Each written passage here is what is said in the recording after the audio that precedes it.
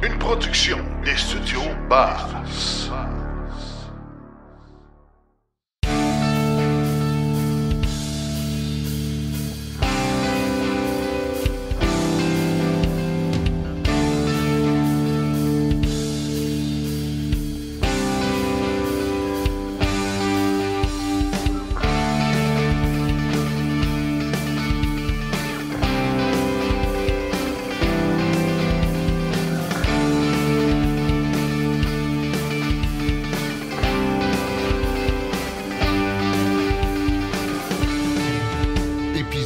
Hors série. Donc aujourd'hui, j'ai la chance d'être en compagnie de Alain Brunel. Alain est président de Demers Ambulance. Alain, merci d'être là aujourd'hui avec nous. Bonjour, bienvenue. Donc Alain, j'aimerais en premier lieu que vous puissiez, on vous a avec nous aujourd'hui pour discuter d'un nouveau projet que vous avez annoncé le mois dernier, mais en entrée de jeu, pour les gens qui ne connaissent pas votre entreprise, j'aimerais ça que vous puissiez nous introduire qu'est-ce que c'est Demers Ambulance. Demers Ambulance a été fondé par Paul Demers en 1960. Et à l'époque, M. Demers, avec son frère et son père, avait un salon funéraire. Et puis, il utilisait des corbillards, mais il n'aimait pas comment les véhicules étaient construits. Fait qu'en 1960, il a décidé de construire ses propres corbillards, d'acheter des limousines, les couper en deux, les allonger, et puis peinturer noir, puis faire des corbillards avec. Et puis, au travers des années, les corbillards qui étaient noirs sont devenus des ambulances bleues, mais que c'était essentiellement le même travail. C'était essentiellement de prendre une limousine ou une Cadillac à l'époque, puis de la couper puis de la longer. Les Cadillacs sont devenus des Econoline. Et après ça, c'est devenu des boîtes. Puis M. Demers a développé le marché des ambulances au Québec en premier. Et puis, dans les années 70, a commencé à vendre à l'international. En Iran, en Irak, dans le Moyen-Orient, en Afrique. Et puis, a grandi après ça à vendre des ambulances en Ontario, vendre des ambulances dans l'Ouest canadien. Et M. Demers a décidé de vendre en 2004 à une firme d'équité privée. Et après ça, la compagnie a continué à grandir. On a changé. Moi, je me suis joint en 2007 et on a commencé à vendre plus aux États-Unis. Et on a fait une transaction en 2012 avec une firme d'équité privée à Toronto et une autre transaction en 2016 avec une firme d'équité privée de Montréal et avec la Caisse de dépôt. Et depuis 2016, là, on a fait des acquisitions au Canada ou aux États-Unis, puis on a grandi surtout aux États-Unis depuis 2007, mais on a grandi aussi à l'international. Donc, une entreprise bien de chez nous qui rayonne à l'international, on est bien fiers de ça. Donc, le but que j'ai pris contact avec vous, c'était surtout pour parler du nouveau produit, comme j'ai dit tantôt, que vous avez lancé le mois dernier. J'aimerais ça que vous nous en parliez. En fait, l'idée a germé en 2016 de dire la question à ce moment-là, c'est à un moment donné, il va y avoir des ambulances électriques. Là, c'était pas, il y avait pas. Est-ce que les ambulances électriques vont exister? C'était oui, il va arriver, ça va arriver. La question c'était plus quand. Puis tout de suite, déjà en 2016-2017, Lyon, à l'époque, Lyon Électrique faisait des autobus électriques. Ça faisait déjà 2 ans, je pense, qu'il était sur le marché des autobus électriques. On s'est rencontrés, puis on a, avec Marc Bédard de Lyon Électrique, développé un projet d'ambulance électrique. À l'époque, quand on a lancé ça, on partait d'un minibus que Lyon voulait mettre sur le chemin. Ça s'appelait le Lyon M.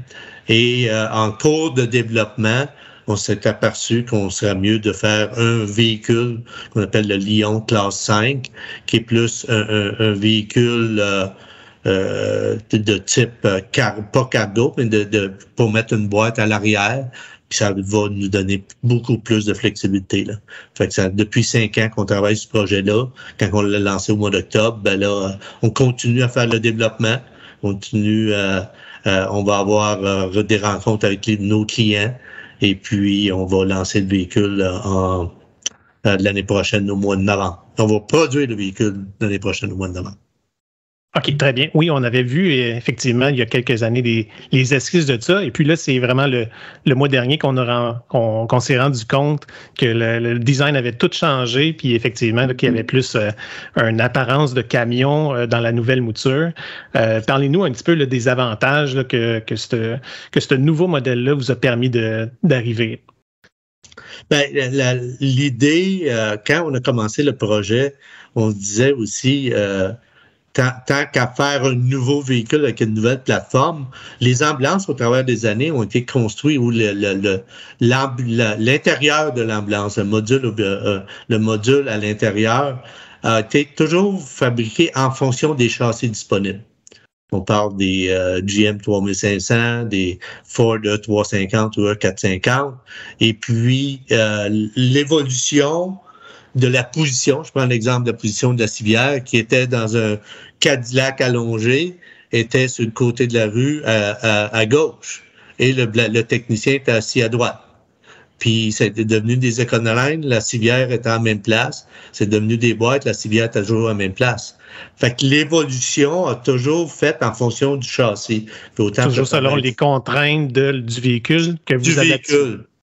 Fait que là, on a dit, si on part d'un nouveau châssis, ben regardons à positionner le paramédic et la civière à la bonne place, puis donner plus d'espace, puis essayer de travailler pour avoir un environnement où il y a plus d'espace pour le paramédic, puis une façon de pouvoir avoir le paramédic qui est assis, attaché avec des ceintures, puis pour être capable de s'occuper du patient de la tête aux orteils. Fait que en parallèle, on a travaillé avec des paramédics. On parlait d'un projet page blanche.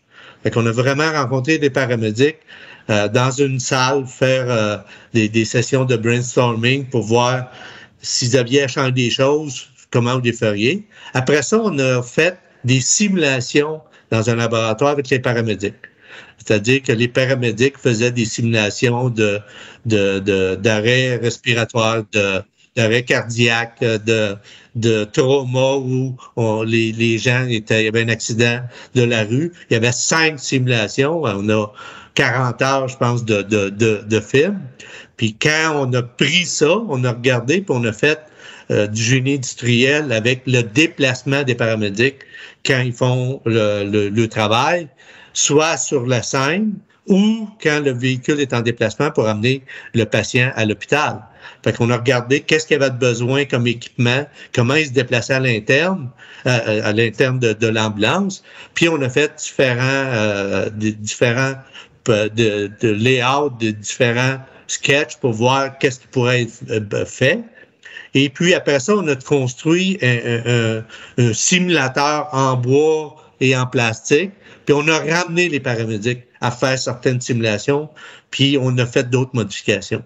Fait que une fois qu'on a eu situé la civière et le siège, ben là, on a situé les portes. Une fois qu'on a situé les portes, là, on a travaillé avec Lyon pour le châssis pour pouvoir dire, bon, si l'ambulance, la porte est là, ben où on peut se positionner les batteries, puis est-ce qu'on peut, où on devrait positionner le moteur, puis on a construit le châssis à partir du paramédic, à partir de où le paramédic s'est assis.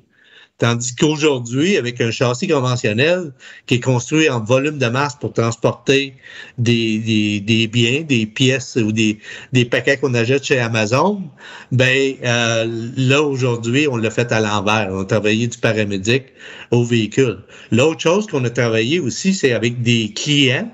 On a regardé, on a des années de data avec différents véhicules. C'est quoi la trajectoire d'une ambulance?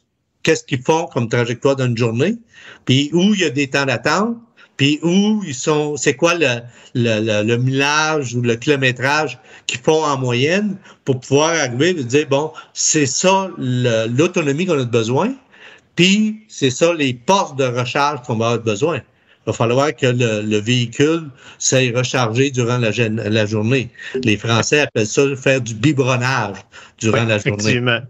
Fait que de ce que je comprends, ce qui est le fun, c'est que au lieu d'avoir la contrainte du véhicule puis adapter votre espace, dans ce cas-ci, ça a été le fun pour vous. Vous êtes parti de l'inverse. Vous êtes parti du patient, le technicien, l'ambulancier qui doit donner les soins au patient. Et ensuite de ça, vous avez donné les contraintes à Lyon pour fabriquer le véhicule. Donc là, pour vous, c'est effectivement le fun d'avoir la contrainte inverse. C'est le manufacturier du camion qui a eu vos contraintes. Dans ce cas-ci, je pense que vous avez été content que ce soit enfin votre tour d'établir des contraintes. Exact. Puis, ce que je comprends, c'est que un terme populaire de nos jours, c'est que le patient était au centre des priorités. Fait qu'enfin, on a le patient et le paramédic étaient au centre du design du véhicule. C'est super. Fait que là, vous avez commencé à parler des données techniques, un petit peu du véhicule. Donnez-moi un petit peu une idée là, vous avez parlé de distance, d'autonomie. Qu'est-ce qu'on doit s'attendre du véhicule que vous lancez? Aujourd'hui, on parle d'une autonomie moyenne de 200 km. Parce que ça dépend du requis de chauffage et de climatisation et les pentes, mais on parle d'une autonomie moyenne de 200 km. Une ambulance en milieu urbain fait environ 400 km par jour. Fait que ce qu'il faut, c'est que l'ambulance, quand elle est à un temps d'attente, qu'elle soit capable de te recharger. Puis les temps d'attente, des fois, c'est au Québec, à cause du déploiement dynamique, c'est sur le bord de la rue, à un restaurant, un Tim Hortons. Et il y a aussi des temps d'attente à l'hôpital. Parce que quand le paramédic arrive avec le patient, la prise en charge peut durer de 20 minutes à 1 heure ou des fois même plus long. Mais là, si on peut recharger l'ambulance durant ces temps d'attente-là, là, ça va faire la job durant la journée. L'ambulance et les paramédics vont être capables de faire leur mission. Donc, quelqu'un comme moi qui n'est pas ultra familier comme vous dans le domaine des ambulances, une ambulance, là, vous dites, ça fait environ 400 km par jour. Est-ce que ça opère 24 heures sur 24, une ambulance? Ouais. Est-ce qu'il y a des ambulances il y a des rotations? Non, ils sont vraiment sur le chemin, dans le fond, en service 24 heures. 100% de la flotte, parce qu'il y a du service à être fait. Mais le service est donné, comme sur l'île de Montréal, 24 heures par jour. OK. Fait que dans le fond, dans votre modèle d'affaires, avec les compagnies d'ambulance, vous planifiez vraiment devoir installer des bornes, comme vous dites, dans les zones d'attente, à la fois à l'hôpital ou stationner sur le bord de la rue ou j'imagine qu'il y a des stationnements que les ambulances utilisent plus souvent. On ne va pas nommer de chaîne de restaurants, mais des fois, on les voit là. Donc, c'est vraiment ça un petit peu votre défi, de pouvoir aussi accompagner et identifier les zones de recharge. Le défi de la communauté, le défi de la province, puis le défi du Canada, là. Quand le gouvernement canadien ou le gouvernement du Québec donne des cibles d'être à 2030, ils comprennent que c'est pas juste de faire des camions. Il faut faire puis des autos. Il faut qu'il y ait de l'infrastructure de recharge, puis il faut changer un peu à cette même place le modèle, même les communautés, les villes. Il va falloir qu'ils s'adaptent aux véhicules électriques en général à un moment donné.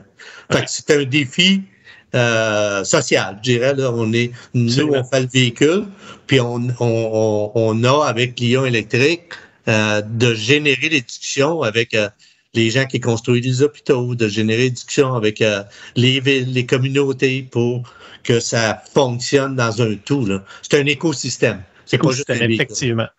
En termes de rentabilité, parce que là, j'imagine que la question financière versus vos clients que vous achetez des ambulances, j'imagine que cet aspect-là doit venir assez rapidement.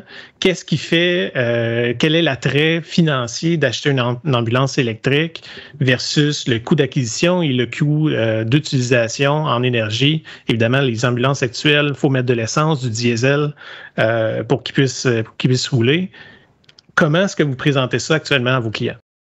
Ce qu'on dit aux clients au Québec et ailleurs aussi, c'est la longévité va être plus longue.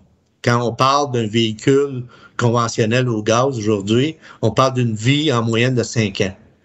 L'ambulance électrique, on va parler de 10 ans. Fait que sur le cycle, ils vont acheter juste une ambulance au lieu d'acheter deux. Déjà là, c'est un bon avantage. Un bon avantage. Sur le coût de l'énergie, le gaz versus électrique, on parle d'environ 80% de saving avec le prix du gaz aujourd'hui et le prix de l'électricité d'aujourd'hui. Fait qu'on sait que le gaz va augmenter plus vite que l'électricité. Fait qu'il va y avoir un saving là aussi. Et là, quand que les autobus les ambulances, sont à l'arrêt, actuellement, le moteur tourne, il consomme de l'essence, tandis que là, à l'arrêt, à part réchauffer la cabine pour les ambulanciers, il y aura pas d'énergie qui va se perdre à ce moment-là. Exact. Fait que ça fait partie du coût d'économie environ 80%. Il va y avoir un coût de maintenance au niveau du châssis, au niveau de la propulsion. Si on prend un système électrique, d'environ 20 composantes qui bougent. Pour un véhicule électrique, on parle environ de 2000 dans le cas d'un moteur conventionnel. Fait qu'il y a des coûts, des savings de freins, de transmission, tous les liquides, il y a beaucoup de savings.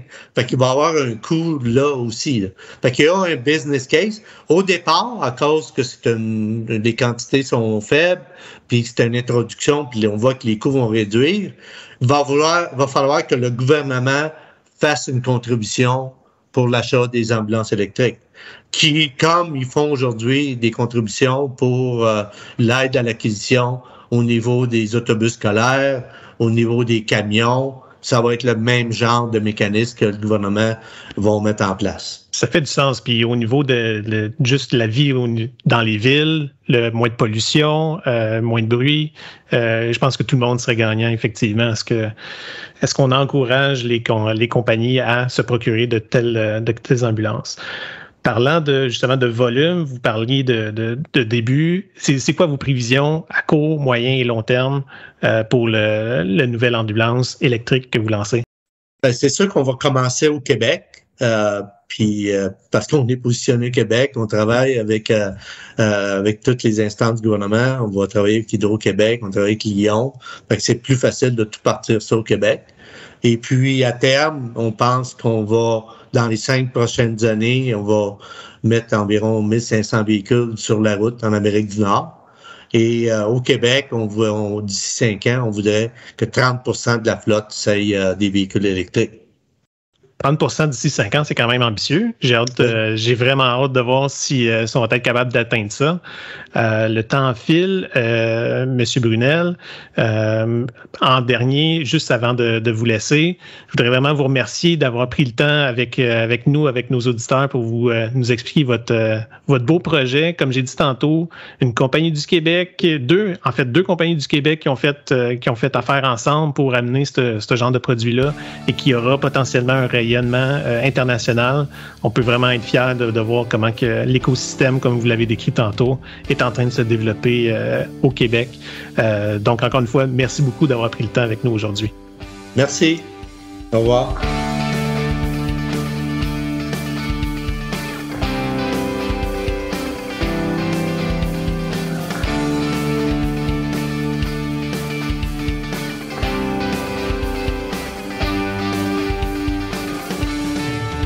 Épisode hors série.